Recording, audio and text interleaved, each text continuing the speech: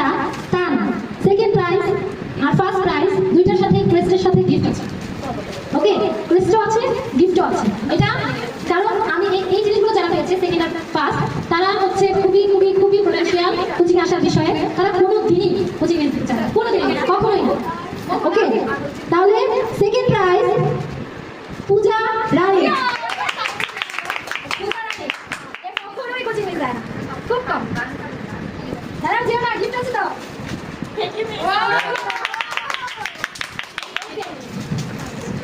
First prize, first prize কে বলে? First prize right, Mohra.